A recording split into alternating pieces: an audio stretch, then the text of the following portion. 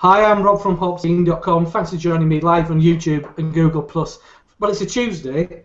It's a tasty Tuesday. It's a brews day, if you please. This is the obligatory first 5 minutes where we wait for people to turn up and get the beers ready and everything. Oh, we've got one viewer. Hello. But mainly for the benefit of people who are watching on YouTube after the fact, I'll introduce my other two people here. It wouldn't be a tasty Tuesday if we didn't have Terry K. What's going on? Oh, I'm back. Yeah, it wouldn't be a tasty Tuesday if Terry K wasn't here. So, Terry, hello. How are you doing, mate? Terry, where are you? Where's he gone? Pretty anyway. Good. Well, oh, he's back. Hello? Yeah, he's back. Hello? Hello. Hello. I think Terry's signal's going a bit weird at the moment. Hello? It's like we're in Tron. Yeah. It says, Sarah, can you see me all right? I can, yeah, I can see you. Cool, all right, okay. Anyway, until Terry kind of like appears from this the third dimension, I'm also joined by a very, very special guest this evening from Hop Topic. It's not easy to say for a northerner, that, you know. Sarah Warman. Hey, how are you doing, Sarah? Hi, I'm really good, thank you. So, is Terry still in limbo? It looks like he is. He's all got right. a really confused face on his little picture. He doesn't look like he knows what's going on. Well, we've got a bit of time waiting until people start kind of appearing anyway. I'm going to check and then we'll appear a lot more professional eventually. It's just at the moment we've looked like a right bunch of amateurs. It's all right. We'll get there in the end. Terry, Can you hear me now? Oh, I can hear you. Can't see you. You paused and you're looking confused.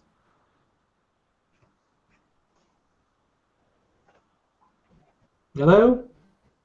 No, he's not there. I don't know what the hell's going on here. Anyway. Oh, I can hear him. I can't see you anymore, Rob. All I can see is my own face, and then it's just like your hops from Hopseed, and they're like making like little things. It looks like you're about to tell me that you can't open the pod bay doors. Yes, yeah. I mean, it's doing that a little bit for me, but we'll bear with it. We'll get. I'm sure YouTube and I'm back again. Hey, Terry's still not here. Anyway, shall we soldier on without wait for Terry to kind of reappear? Terry, if you can hear us, drop out, come back in. It's probably worked there. I think he needs to reconnect his dial-up. How can we tell him that? I think he can hear us. Terry, if you can hear us, drop out and sign back in. No. Well, fantastic start. Everybody, if you're watching, stick with us because we're just having... Terry's in the middle of nowhere. I mean, he lives in a country mansion and he's struggling with his internet connection. Oh, he's done it. He's dropped out. He'll be back in a minute. Gone. He's left. Brilliant. I'll invite him just in case. There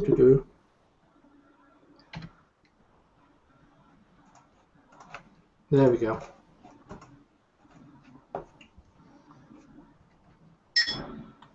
There we go. Just sent me an invite again.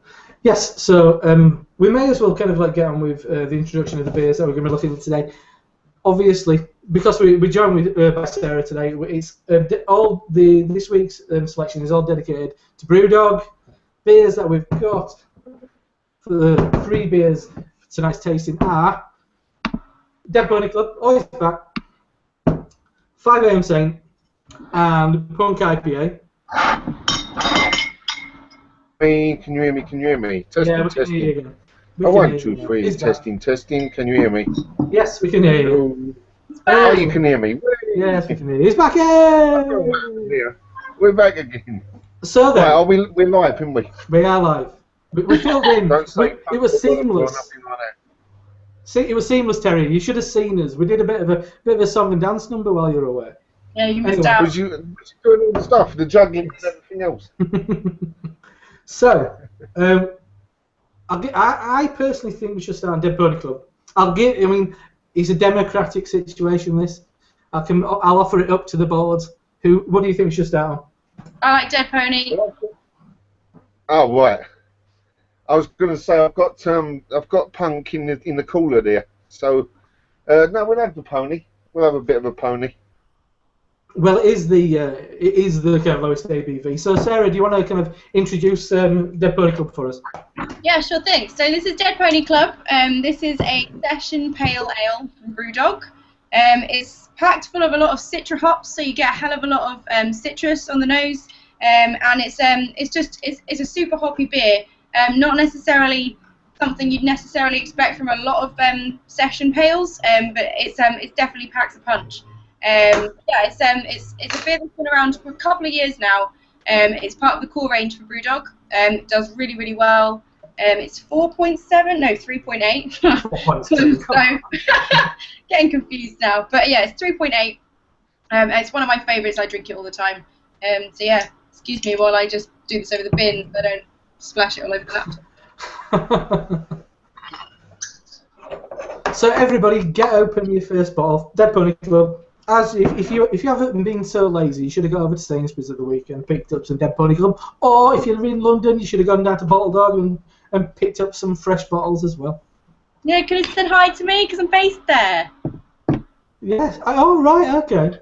Yeah. So we've got a little office below BrewDog, which is extremely dangerous when you're leaving work any night of the week and have to walk through a shop containing 250 different beers. So I'm broke now. But I have plenty of beer in the fridge, so it's fine. So then, Terry, have you got yours poured? Yeah, mine's poured and ready to go, mate. So what kind of colour are you getting on yours, Terry? Well, it's kind of like an evening sunset. It's really nice. It's Beautiful. kind of golden, nice little fluffy head. It's not. So I've got a white bag to put behind it. So that's the colour we're getting there. Yeah, it's kind of But, it's for me. It's not quite golden. It's like a really kind of like pale bronze, pure white head on top though. Nice. Do you know what I like about it? Is that the head dies down naturally. You get so many beers that I always say, look, every beer ain't a wheat beer, so you don't really want a great big head to stay forever. That's kind of, it's just doing its thing. It's dying down gradually, getting ready for you to sniff the surface. I like that. It's also really good if you're really bad at pouring beer like me. So you don't have to wait 25 minutes to drink it. Put a big head on. So I'm just checking if we've got any people commenting yet. No, I can't see anything. Anyway, so shall we check out the aroma? Yeah, go on. Go on, you go first. Sarah, what are you getting? Well, like I said, it's full of lemon. There's loads of lemon and loads of grapefruit. It's really tropical. It's got Citra, I want to say Simcoe and HBC. Yes. And obviously like the Simcoe's in a lot of BrewDog beers, and I think that gives it a sort of like a signature aroma that you just get a lot of the time with BrewDog beers. So it's really got that. Yeah, just mega fruity. Yeah, we were talking to somebody on Facebook with me and Terry about HBC, because it still says, like on the brew sheet, HBC. At that point in history, that was still kind of an experimental hop, hence the name. But from what I can kind of decipher from kind of like looking around on the internet, I think it might, at that point, I don't know if it still is, it might be Mosaic. It is, yeah, it is, yeah. It's just force of habit. Well, that's it. I mean, these beers, these hops are always continuously coming out, and they don't get a name until probably about a year after people have been tasting them. So it's all like, well, yeah. So it's like a lot of the time, if you miss that it's changed its name, and then you just end up sticking with that. So yeah, I'm wanting to know what EXP 366 is that was in the IPA is Dead this year. Because that was really, really cool. I really like that hop, but I don't want to just be calling it EXP 366 because it's not that sexy. It doesn't really mean much. So I'm waiting for them to hurry up and name it. I think I might be wrong, but I think that might be called Equinox now. Is it? See, I've missed it. I've missed it. I don't get this hop news. Ah, I see. When I were in California, a friend of mine who's a very keen home brewer, I think he said it was just about to be kind of like named. So I think it's one of the ones with the 6. I think it's that one. It's now called Equinox. But yeah, for me on the aroma, I'm getting something. There's something sweet in there, sweeter than the citrus you were kind of like saying. Almost like sherbet lemon. I don't know what it is. Maybe kind of like a hint of like strawberry ice cream. Really? Yeah. It might be the thing. It might be the dankness. It might be the dankness of the Simcoe. Yeah, but I think that's. I get what you mean. I do get that slight creaminess. Yes. Almost like, you know, those little sweets that are like red and white wheels. Yeah.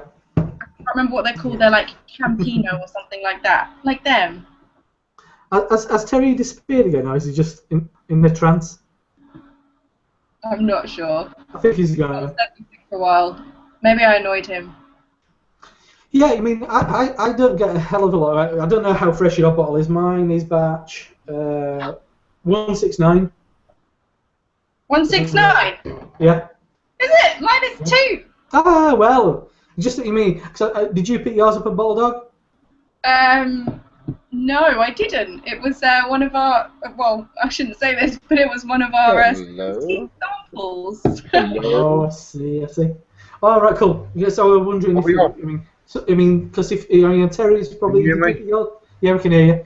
Terry, did you get yours from Sainsbury's? Yeah, all 3. Oh, right. Can you tell us what batch yours is? I'm just curious because it's like, because mine and Sarah's the same batch. 207. Pardon? Batch 207. 207? Blimey. So I presume that means it's a lot fresher than ours. What's your best before date?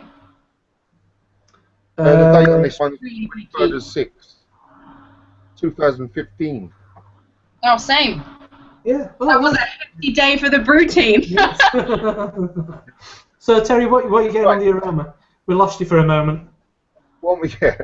I'm getting kind of opal fruits on mine. You know, like when you open a new packet of opal fruits and you get all those different flavours and smells coming up.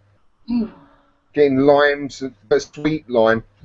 Getting pineapples, grapefruits, a little bit of mangoes and apricots, things like that, and a little background of tea as well, kind of little tanning the tea in the background.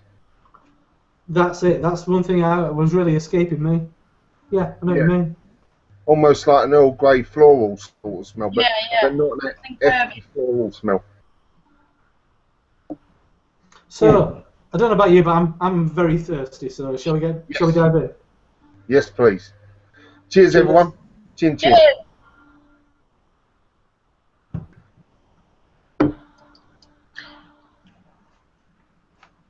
Oh, that's nice.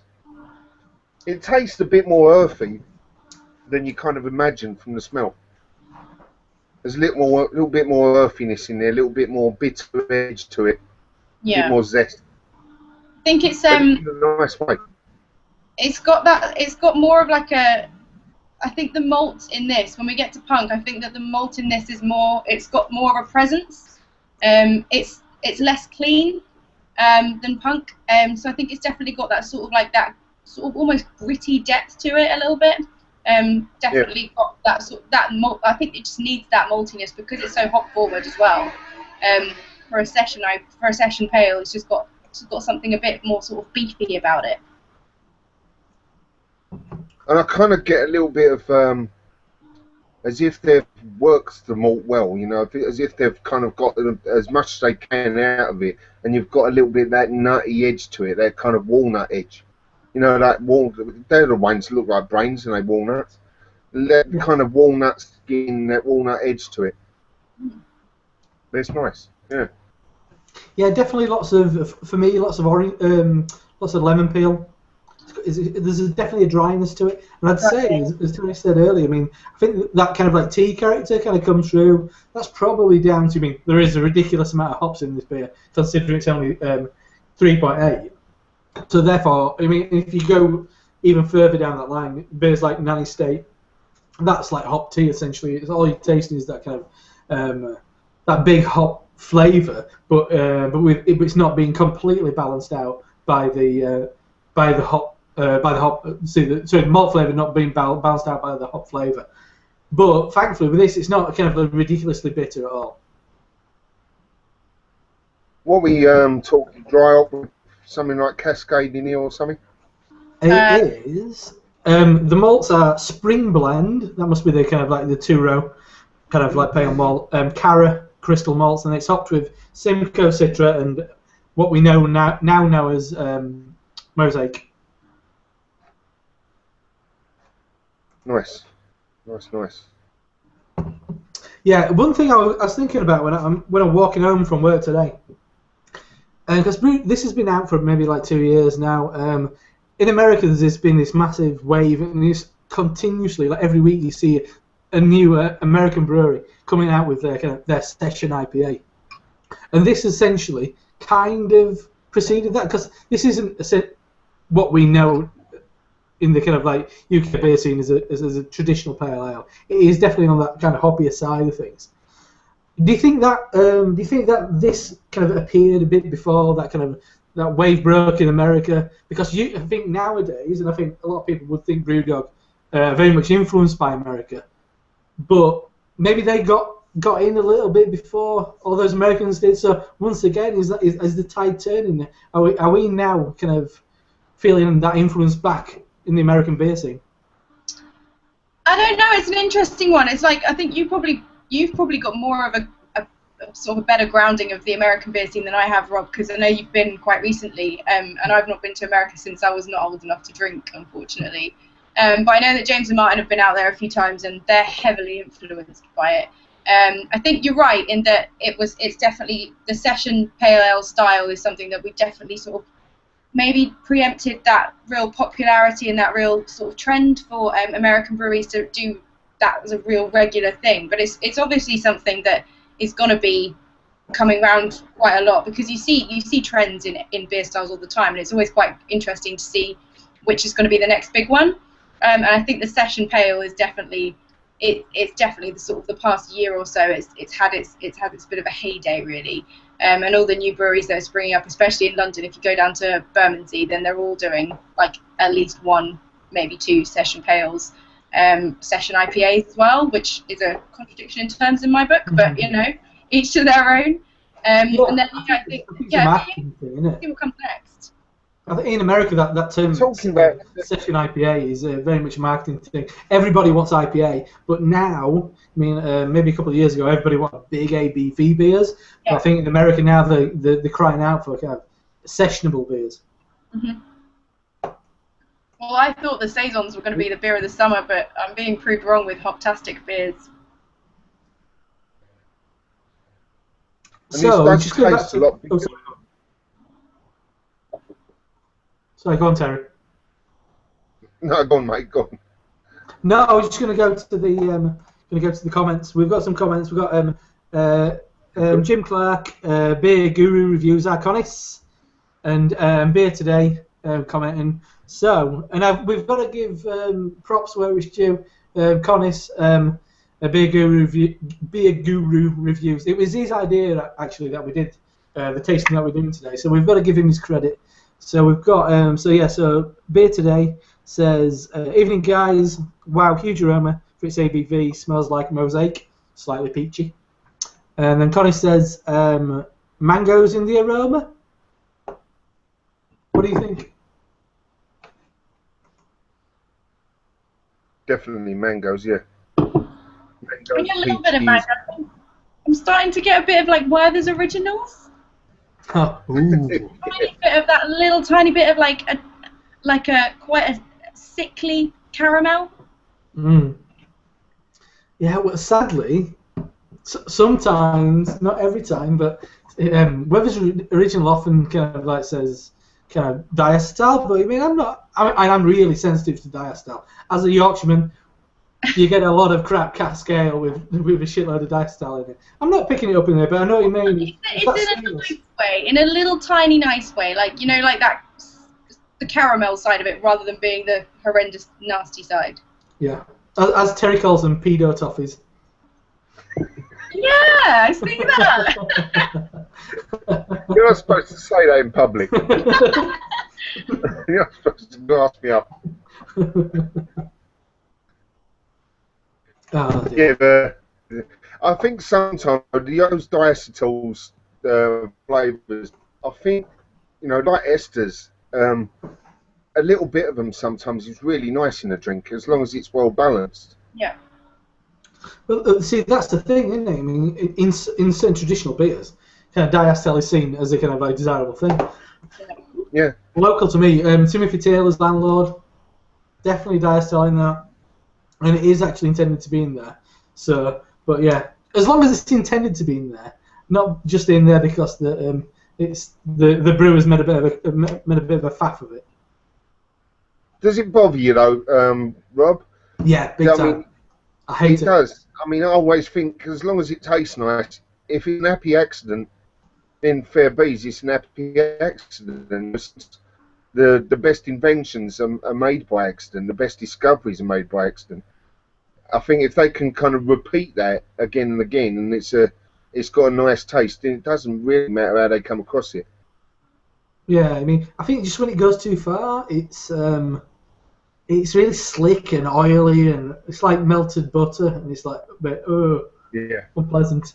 But I mean, essentially, diacetyl is the same stuff that they make. I can't believe it isn't butter. It's the same stuff that they make that out of. Some weird kind of like byproducts of the fermentation process. So, do you fancy getting on the next one here? I ain't quite finished, but I'll put that one to the side. Yes. I was thinking maybe 5 a.m. You mean just to break up the pale? Interesting. Okay. That's controversial, going pale, then a little bit darker, and then going back to an IPA. But really, you're in charge. You're in charge. No, we're not in charge. I like to mix it up a bit. It's a democratic process. I think Terry's got his punk IPA in a champagne bucket. He's a bit of a fancy fellow. He's got his gun in a champagne bucket. Well, I'm getting flash now with my little wine cooler and that, I will bow to superior knowledge. I think, yeah, go on then. We'll have fun.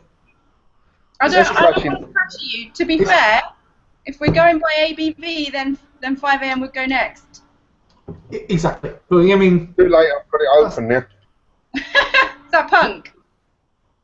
Yeah. Well, there we go.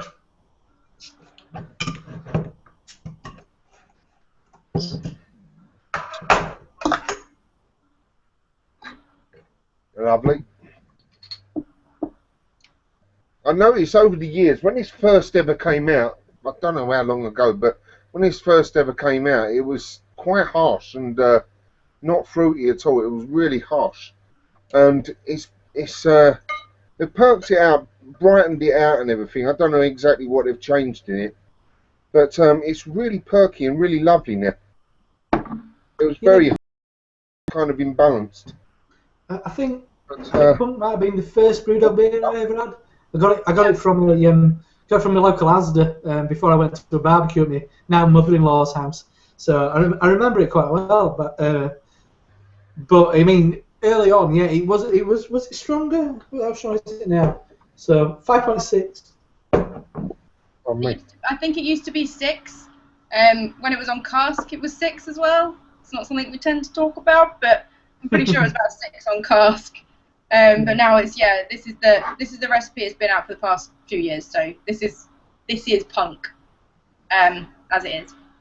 I think did they kind of scale back the bittering hops and kind of massively increase the kind of late hopping and the dry hopping? Yeah, especially like the introduction of the hop cannon, patented hop cannon. And that like pummels hops right into the beer for the dry hopping stage, and that's, like you say, that's really pushing the late hops. I mean, that's sort of why that was introduced, because they really wanted to get that volume of hops in at the end of the beer. So Punk's sort of like the perfect example of what dry hopping can do at BrewDog. Not necessarily everywhere, but at BrewDog at least. Yeah, 'cause, well, thankfully nowadays they don't have to climb up a ladder in the kind of like northeast of Scotland Yeah. to kind of like drop in the bales of hops anymore. When I was up at Fraserburgh, I heard some terrible stories about I mean, in the depths of winter, poor lads climbing up ladders with like bales of hops under their arms. Well, there's like an inch of ice on the ladders just to kind of dry up it. Thankfully now, because those fermenters at the moment, what are storing punk, are absolutely humongous. I didn't stick my head in it, but I think Richie was there on the brew day. He did stick his head in the fermenter, but they were absolutely huge. Yeah. So it's one of those things that I think breweries who want to kind of dry hop, you've got to invest in kind of technology like that to kind of infuse your beer at that kind of stage in the brew. Yeah, absolutely. So, what colour are we getting on this one, would you say? Sorry, Rob, say it again, mate. What colour would you say, Terry? What colour? Yeah. Pretty much gold. Yeah, just gold.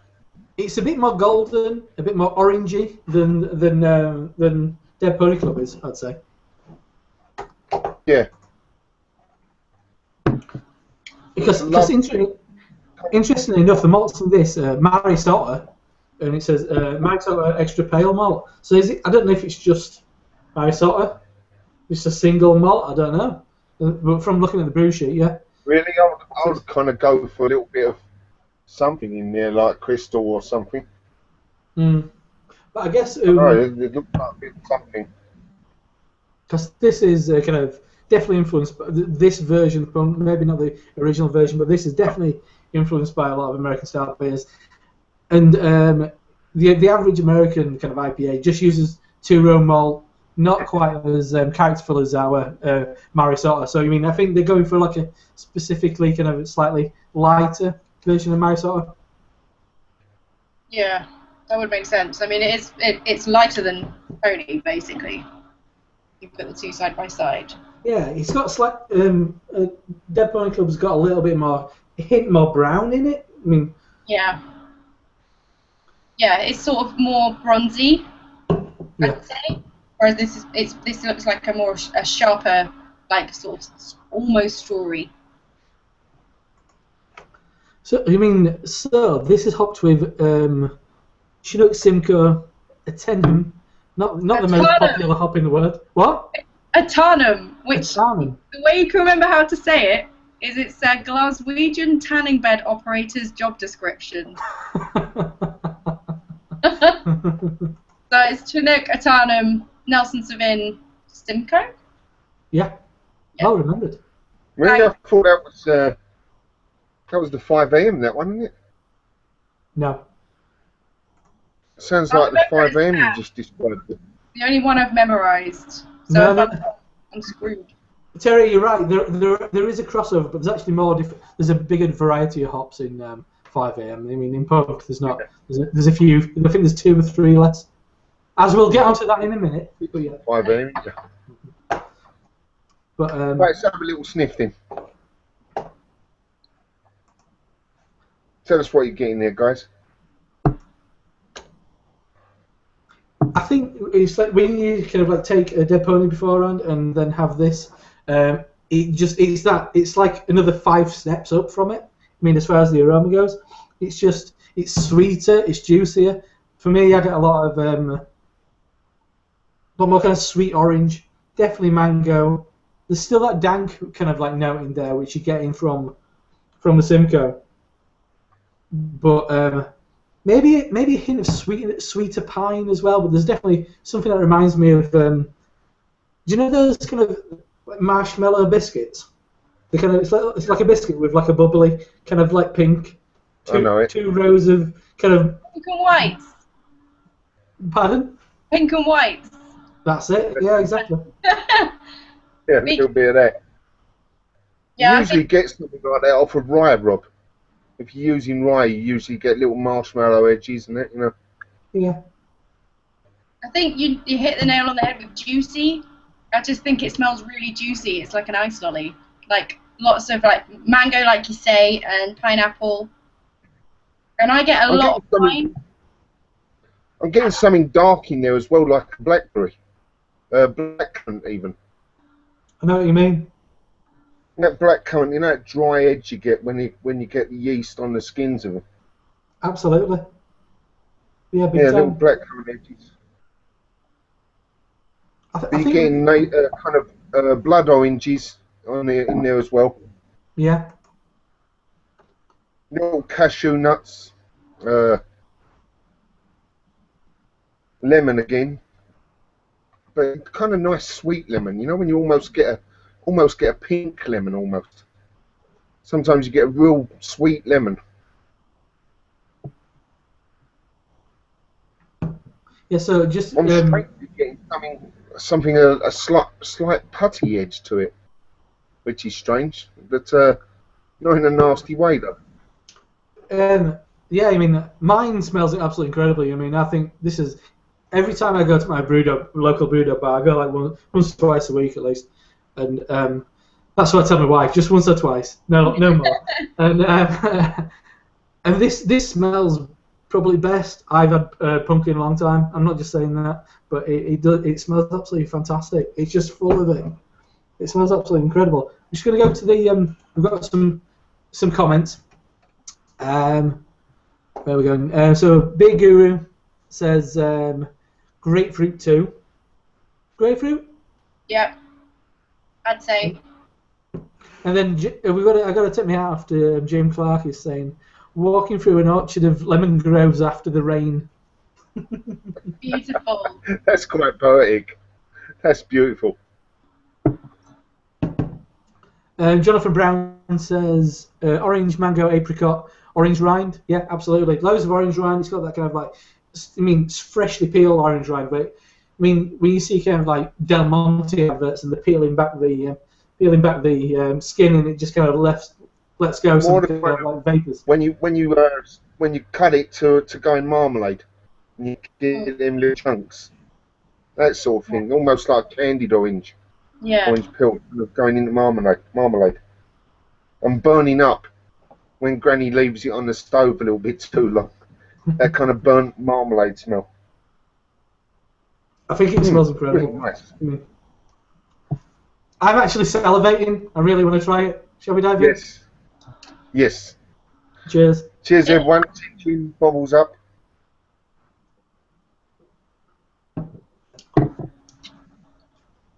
Yeah. That's fantastic. That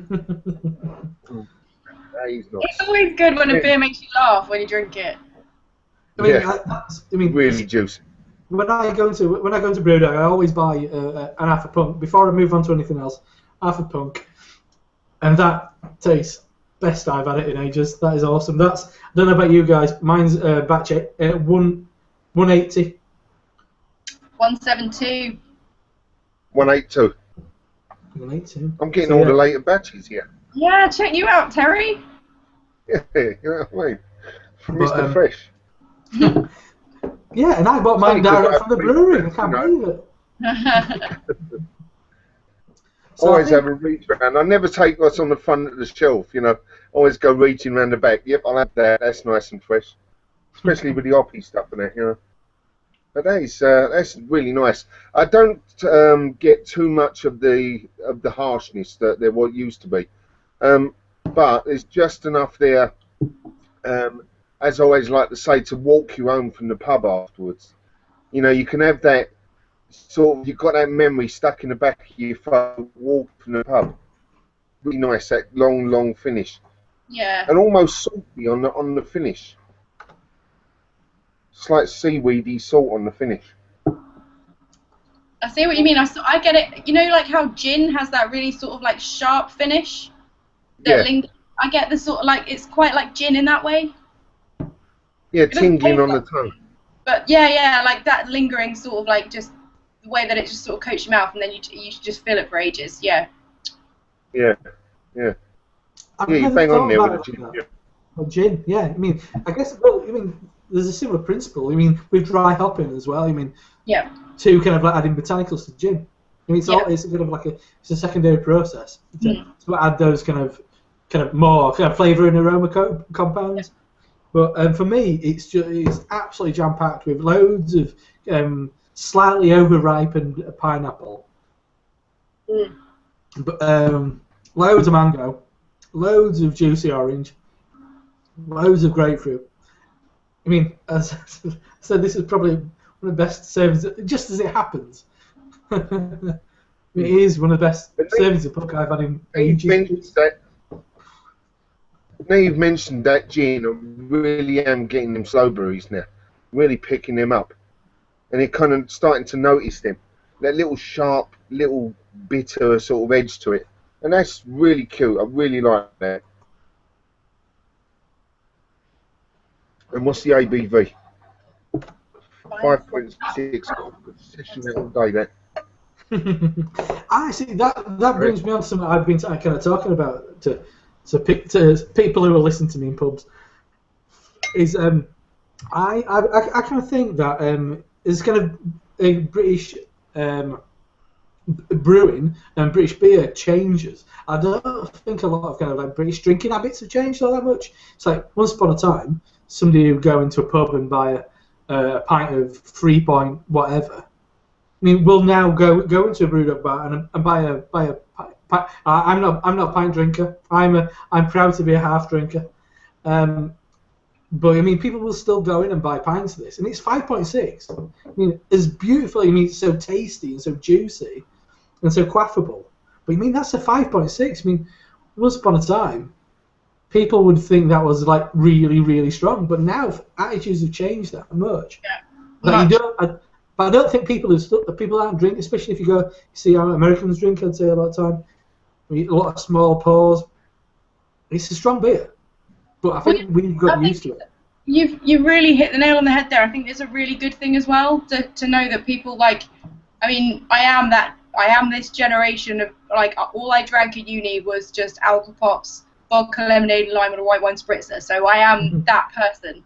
But like, I will drink beer to enjoy beer now. It's not just necking it, whatever ABV it is. And the fact is, the breweries that are making these really hoppy beers now, they're hopping them up, and that's really going to fatigue your palate. So you can't drink as much anyway. Even if you wanted to drink more with the ABV, your palate is going to kill you because it's just going to be so aggressively hoppy that you just won't want to drink anymore. So it both goes for the ABV and the sort of the hoppy qualities that mean that you're not going to want to drink as much, and it's a good thing because people are wanting to appreciate beer more. Absolutely. Yeah, definitely. I think it's becoming more about feeding the soul and numbing the brain. You know, it's becoming more about that. When you look at something like the Dead Pony Club, 3.8, where that's so hoppy that it seemed as if you was getting a stronger beer. It seemed like you was getting something around 5 to 5.5 to 6 sort of strength. Yeah. And it would be a challenge to go necking loads of those, even though it's 3.8. I mean, I wouldn't have no trouble myself. I'd love to. I would sit there and, oh, you know, lovely. But you know what I mean? It's kind of, I think for people, especially for people that are the, you know, indoctrination, corporation, McLager drinkers and that, you know, they're going to take, it's going to take them aback a little bit. They're going to enjoy it, but it's going to slow them down. And I think that good craft beer is the antidote for binge drinking. I think it really is, you know. And as you say, it slows people down, makes them think about what they're drinking, and kind of is almost a little bit more challenging. Yeah. Yeah. So I'm just going to go to the back to the comments. We've got Jim Clark saying, "Punk's sort of a mouthful of refresher chews." Yes, I totally get that. I really get that. That really like sharp, really fruity flavors. I get that totally. And that kind of, but then that hint of kind of like slightly fizzy kind of sherbet as well. Yeah, yeah. And not from carbonation. It's just from that. Just from the fruity, the tang. It's definitely tangy. And then got a beer today saying, Punk, my old friend. So clearly he's all over the creative writing this week. Loving the malt on this, which I haven't appreciated so much before. Great complexity. Modern classic, is it not? I'd agree. I mean, absolutely. Modern classic, as far as kind of British beer goes, I mean, it's massively influential, I'd say, this beer. I mean, if and I know BrewDog have kind of like taken a stick in the past, but I mean, if this beer didn't exist, I would say, I mean, a lot of the kind of fantastic kind of modern IPA that we get in the UK at the moment, I don't know if that exists, because I mean, Martin and James were going over to America and drinking stuff at Stone and Ballast Point and stuff like that, getting those ideas, coming back to Scotland and wanting to brew beers what were a bit like that. So if this beer didn't exist, I don't think they do. Well, that's the thing, and I don't. I mean, you can never say whether that would be the case or not. And just from like my own opinion, not as an employee of the company, but just as someone who is observing the beer scene in the UK, I think as much as the people who are setting up these awesome breweries now, they might have been inspired to the amount of work that BrewDog has done to influence the changing sort of opinions of buyers. So people who are actually stocking the beers, the supermarkets that are stocking BrewDog beers and other craft ales, and the ones that are actually developing their own category and their own aisles and their own sections for it. Like, I don't know if that would have happened had BrewDog not sort of like churned that on and sort of like started the movement. As much as people someone else might have done it, but I just think that you can't sort of undervalue the amount that James and Martin really did to create that environment in the first place. Absolutely. Yeah. Absolutely. Yeah. Right. What do you reckon? Have we done this one? Well, I don't want to say goodbye to it. Let's have a read up. I've got a couple more comments. Beer Guru reviews, very thirst quenching. Absolutely, it's like a glass of fantastically complex breakfast juice. I've tried to kind of like recreate this. You get a bit of mango juice, bit of orange juice, bit of this. Don't work. It's just not quite right. Anyway, and also Beer Today says, and he quotes Mr. Terry K. He says, "More about feeding the soul than numbing the brain. Hyphen, wonderful Mr. K." Lovely. Cheers. Yeah. It made me blush now, you So we're going to move on to the third and final one. Oh yes. Sarah, do you want to introduce it? Yeah, sure. So this is 5 AM Saint Red Ale. Is mine flipped? Can you see my video flipped, or do I just look like a total retard and it's not? Right way round, yeah. It is. Okay, it's just not for me because I need to understand that I don't look like that in real life. So this is a really, really hoppy red ale. Red ales traditionally they tend to have some hops in. They tend to be more like the noble hop character, or they tend to just sort of profile the malt base. Whereas this is intended to actually sort of use hops that really complement the malt base, but also confuse it a little bit. So it's going to be really malty, but also really hoppy in a very sort of strange way. So I'll be interested to hear what you guys think of it. See, here we go. This is the big test because there's quite a lot of hops in this. Sarah, what hops are in it? Oh God, no! I know Nelson Sauvin and Amarillo, 100%. Yeah. I want to say Simcoe. Yeah. Yeah. And Cascade. Yeah. How many more? Loads more. Loads more. Arton, Cascade, Amarillo. Amarillo is one of the dry ones. Yeah, so it's. I think your kettle hops are Nelson Sauvin and Amarillo, then dry hop with Simcoe, Cascade, Centennial. Well, I forgot it already, so it's a joke. Nelson. Yeah. Amarillo. Yeah. I was trying to remember. So it's a Glaswegian man who works in a tanning salon. Glasgow, Artarnum. Artarnum. What do you do? Artarnum. There's another one. Well, everybody always gets wrong. Willamette. It's not Willamette. It's Willamette, not Willamette. So remember that one. Willamette. Yeah, he doesn't present the voice. No, not in this one. I'm just saying. one more people get wrong, Terry. So. No, I think we named them. I'm sure we have. There's 6 Yeah, in here. They do say 5. A lot of people say 5, but there is 6 in there. You know, there's Amarillo goes in the dryer as well. So what kind of colour are you getting on this one? And for Beautiful me, dark ruby. yeah, I'm gonna say it's Lovely it is. dark ruby. See if you guys can get that. I don't know if you're getting any of that. No, you're probably not. Yeah, With my little scruffy bag behind it. slightly Like brownish. I looking mean, through the like, stained glass of the Church of the Holy Conquer. yeah, exactly. The Holy Conquer. Yeah. That's what it looks exactly like. It's a lot like your T-shirt, Rob. Well, nothing to do with anything to do with product No, placement. that's not Starstill at all. Yeah, well spotted.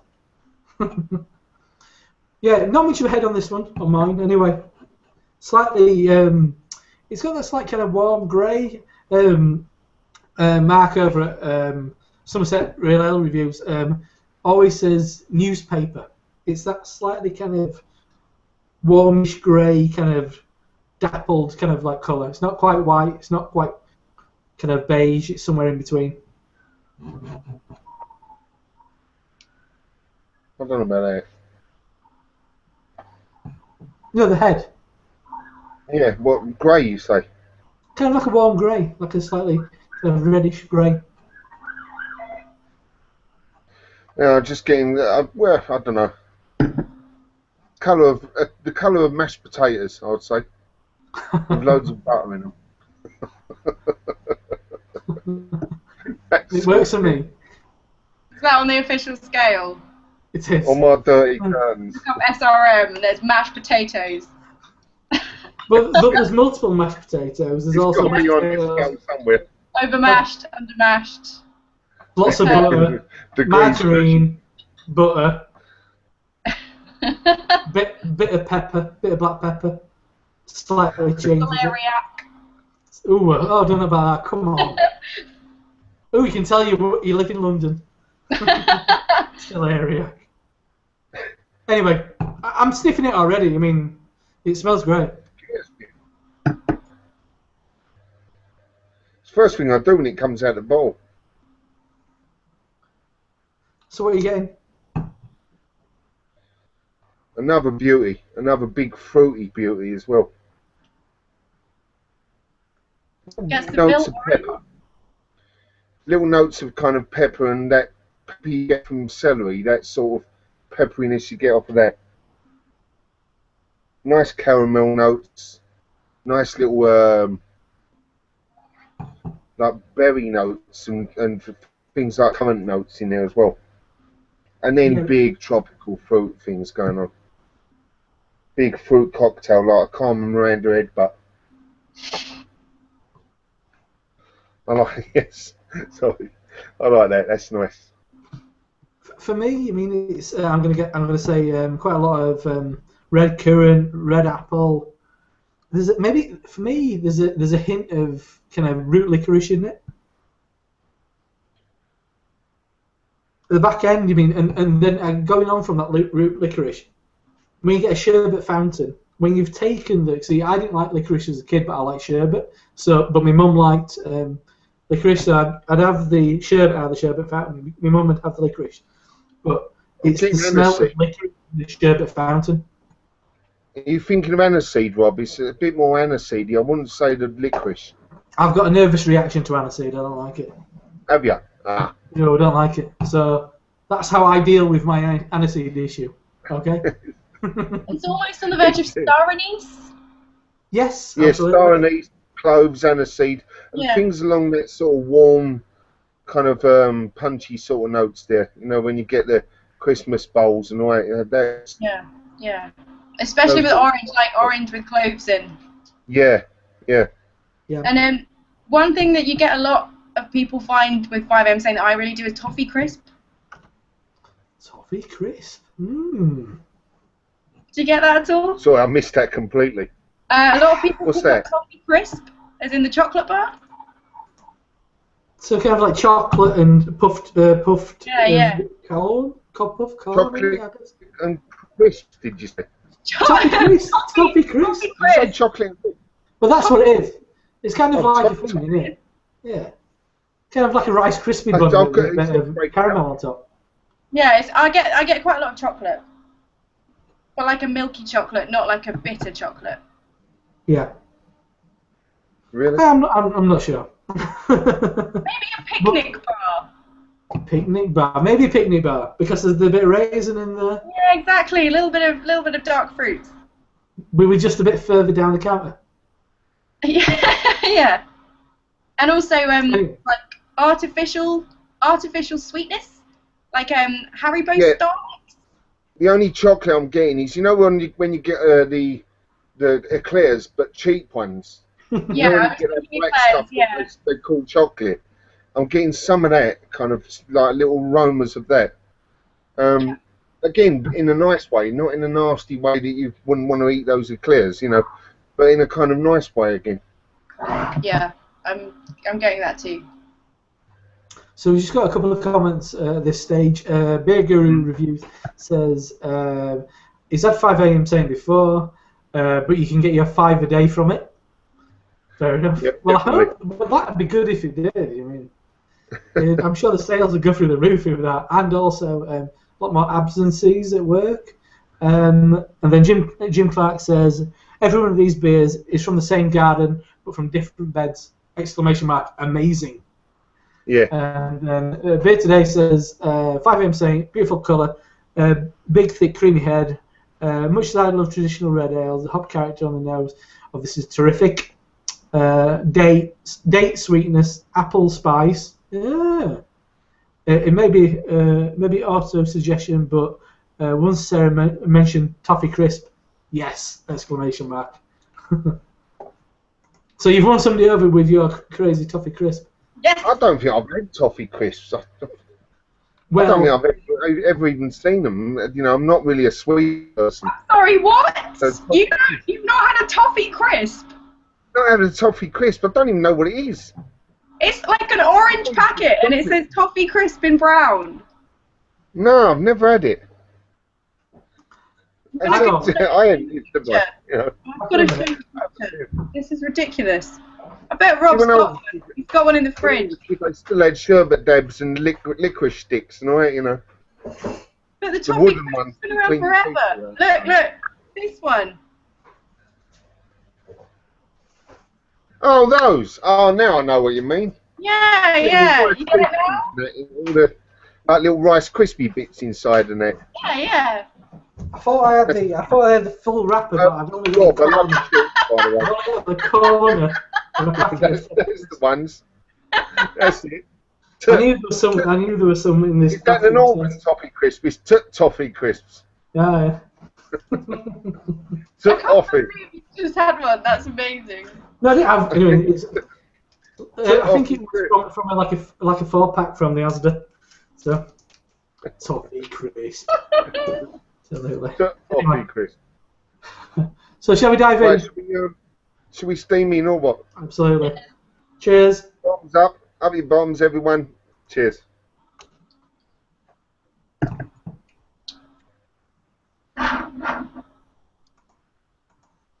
Oh, man.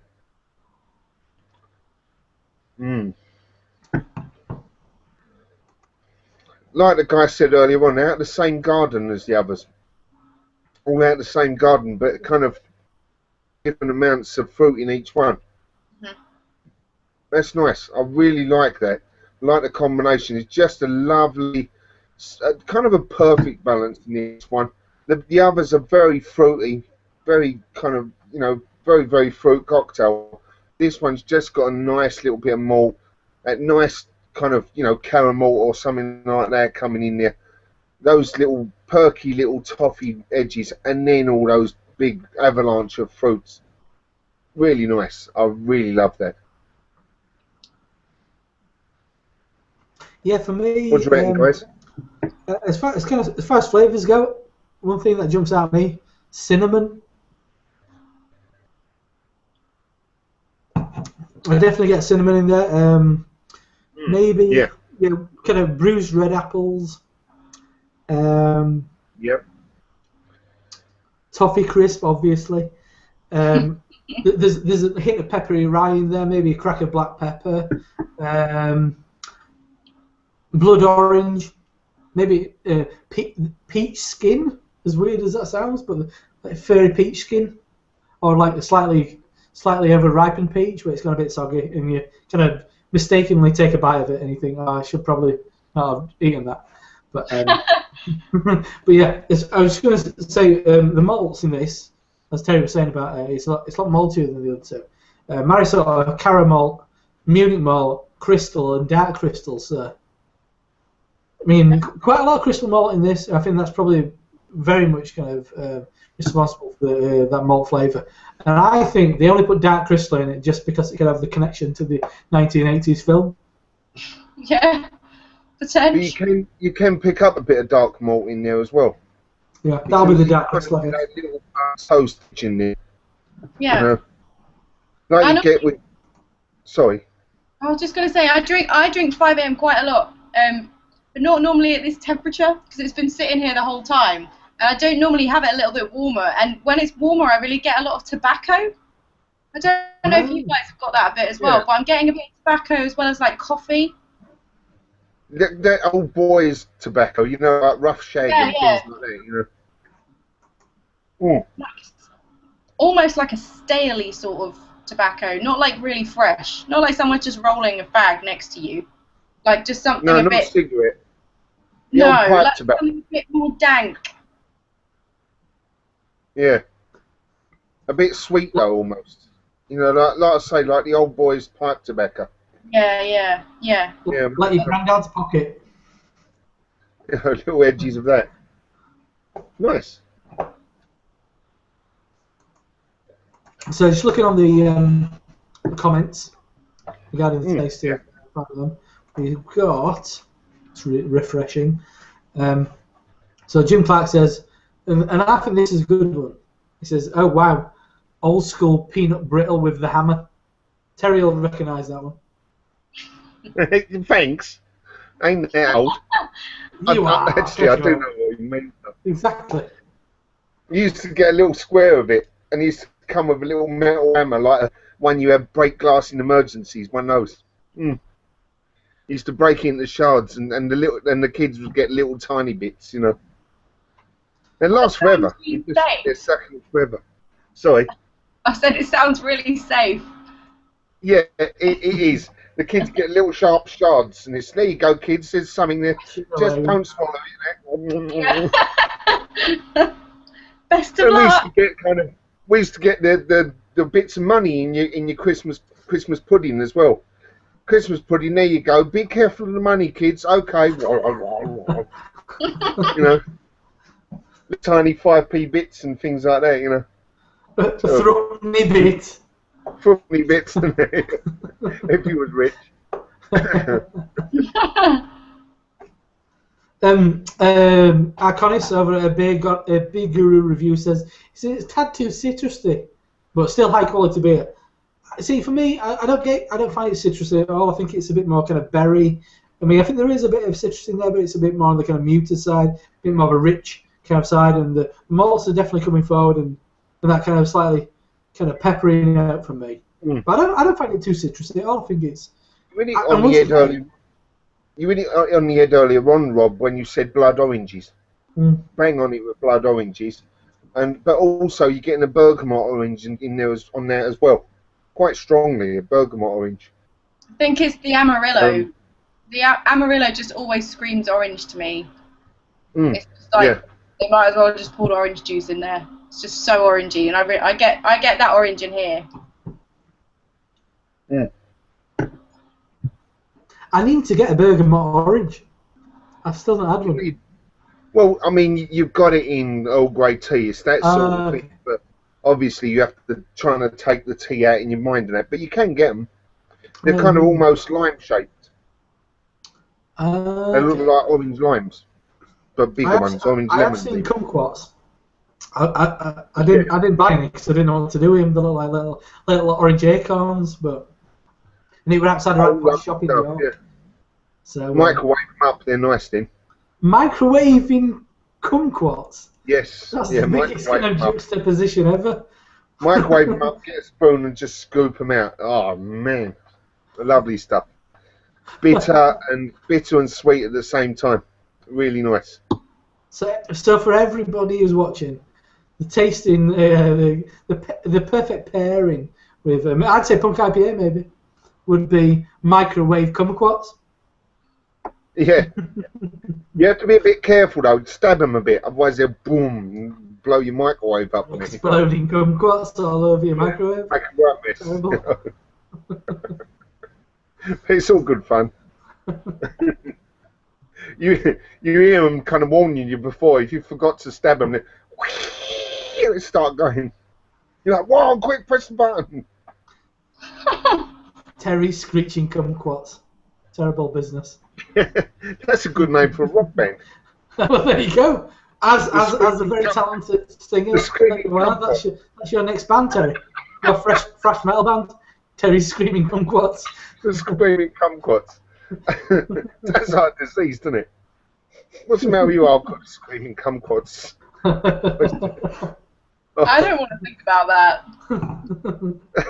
I've got to see a doctor. I don't know what you're thinking, Sarah, but what me and Terry are thinking is completely above board. I don't know where you're going. I'm not going to say.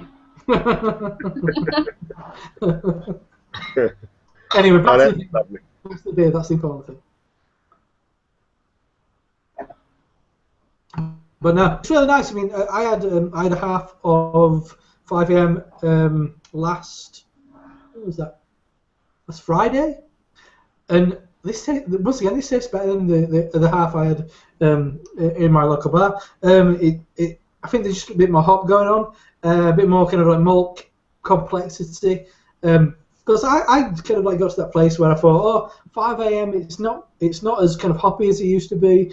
It's kind of more going down that American amber ale kind of like side of things, which I guess. And one thing I do see in my local BrewDog bar, when your average kind of cask ale drinker comes in, this is the beer that is suggested to them. I mean, somebody who's might not be that kind of up for a big old hop onslaught.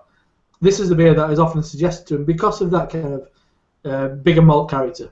Terry? Do you think this is a bit more approachable to somebody who's used to kind of like best bitter and stuff like that because of the kind of like the bigger malt character than say Punk IPA?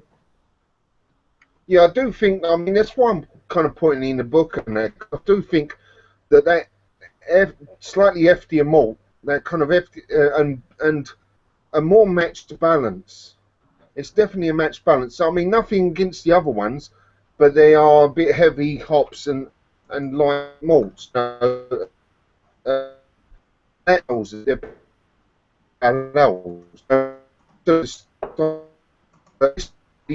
Really, and it's my favourite BrewDog beer by a long way. You know, I really love it because of that lovely little balance. I could have this all day long.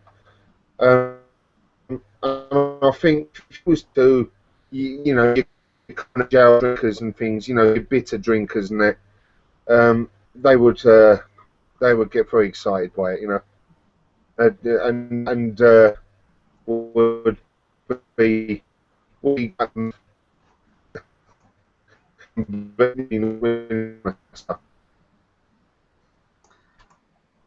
just quickly going to go back onto the comments. We've got I can't believe he's tuned on his lunch break. We've got Ryan Rashawn over in San Diego, San Diego Beer Vlog on YouTube and everywhere else.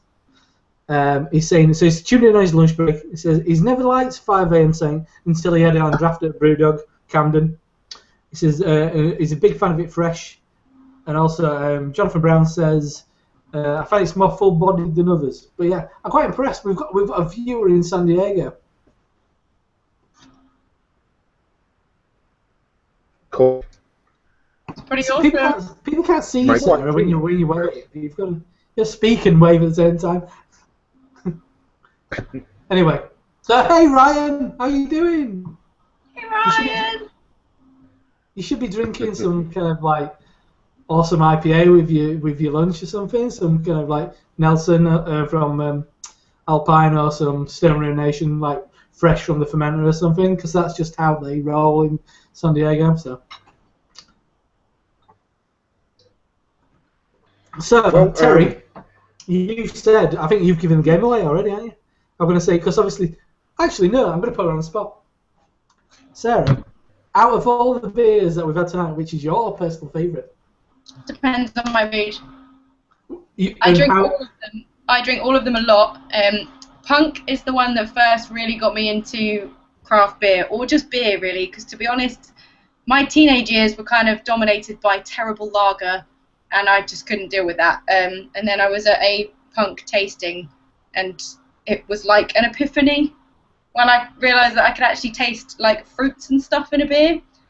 So Punk has a special place in my heart, and I do really enjoy it on the right occasion. Dead Pony I just find is great. Just like that's a beer o'clock beer for me. It's just it's really refreshing, and it's just nice to have just like first beer of the night, just to ease you in. It's just quite a nice beer. And then 5 a.m. I think if I'm just having something with dinner, or if I'm just fancying a beer of an afternoon or something, then 5 a.m. is my go-to. I just really like it. It's also quite sweet as well. And I think that really sort of, especially when I was first getting into beer, because the sweetness sort of like counterbalances the bitterness. That really sort of like got me into beer a lot more when I sort of like seen the light with Punk. So all three of them are sort of like big favourites for me, but I reckon Dead Pony probably just tips it. I think maybe like the extra citrusiness there, and the depth that it's got despite its ABV, I think that just really sort of just like knocks it over the edge for me. How about you guys? Terry, what do you think? All absolutely glorious beers, all of them, and I don't think I've ever had a bad BrewDog beer. You know, I really think BrewDog do a great, absolutely brilliant job. For me though, the Punk and the Dead Pony Club, as fantastic as they are, they're kind of are down in the fruit section, and that, you know, without being kind of down this end of the table at all. You know, they're down in the fruit section, and it's kind of, you know, it's and they're kind of a little bit empty on the malt side, you know. But then again, that's the style they're in, you know, as it says, parallel in it. For me, the 5 a.m. Saint is the absolute daddy. It's just balanced, it's gorgeous, it's sweet, it's luscious, it's got a lovely, smooth, rich mouthfeel to it, and it's just sensual. It's everything about it is just sexy. It's just glorious and lovely. Yeah, that's, for me, it's just lovely, beautiful. Terry, would you say it's nutritious and delicious as well? Nutritious, delicious, and fantastic. Sexy and superb. So, I'll tell you mine in a minute, but I just want to run through the last of the kind of comments. So, Beer Today says, too busy laughing instead of typing. Enjoying the Saint again. Huge complexity. A lot of thoughts appear to have gone into getting this combination of ingredients to work. Jonathan Brown says, and this is quite an interesting one, I like this one. 5 a.m. Saint food pairing. Rhubarb crumble, anyone? Question mark. I can see that. I can see that. You mean it's the bitterness and rhubarb? I can see the rhubarb, definitely. I think anything crumble. Yeah, getting the rhubarb. I ain't getting that kind of vanilla biscuity edge off the crumble, though. But yeah, definitely the rhubarb. If this was oaked or something like that, I could just imagine that being a rhubarb crumbled in, yeah. Jim Clark says, for me, Dead Pony Club hits the spot, full of flavour at 3.8. You're not going to piss your pants before you end the session. Thank you very much. You hope. Well, yes. Well, it depends how much you have, really. It depends how diligent you are about not going to the toilet. If you really kind of hack it out after like 5 pints and you're still saying I'm not going to go to the bathroom, then you might piss your pants. That's not a endorsed by anyone involved in this broadcast. Ryan Evan in San Diego says hello ? Exclamation mark. I wish Rob, but he does have some Alpine Nelson in the fridge at home. Of course you do, Ryan. That's just how you are. Anyway, Beer Guru Review says, Dead Pony for the best of the three for me. And then Jonathan Brown says, you find 3.8ers that taste as good as what? As good as Dead Pony. I don't understand that one. I don't know what he means by that. Anyway, but for me, see, 5 AM is tasting absolutely fantastic. It's probably the best it's tasted in a while, but I think for me, it's going to be Punk. That serving of Punk is absolutely storming. So that's a bit controversial because now we've all come up with a different one. Well, we've not arrived at a top beer here today. That's all wrong. Now we've got to fight it out. No, it's only one way to find out. Fight!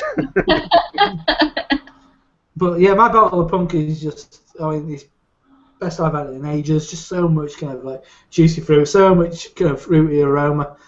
Yeah, that is absolutely storming. I am I'm gonna pilfer every single bottle from this batch if I can get my hands on some more, because that is really top drawer. Anyway, we've slightly overrun, so but that's no bad thing. So I just want to say big thanks to Terry and Sarah for joining us this evening. If you just want to give out your kind of details and how people can find you on the old internet, Mr. Terry K, if everybody really needs to know who you are, go on, let them know. Just find me anyway. You just search Beer Goggles with Goggles Reviews on everywhere. Just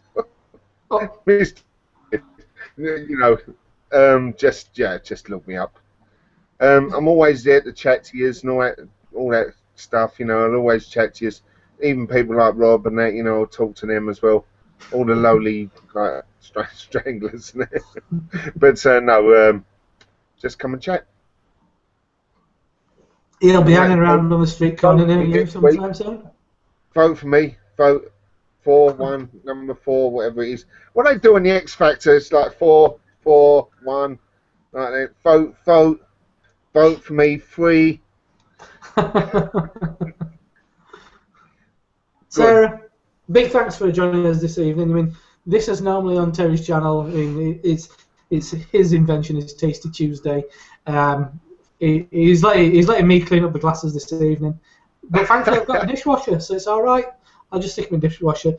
Not much of a big job. But yeah, big thanks, Sarah, for joining us tonight. Sarah, if you want to tell anybody where you can find you on Twitter, Facebook, if they want to stalk you, and also, obviously, on YouTube, because that's why we're all here.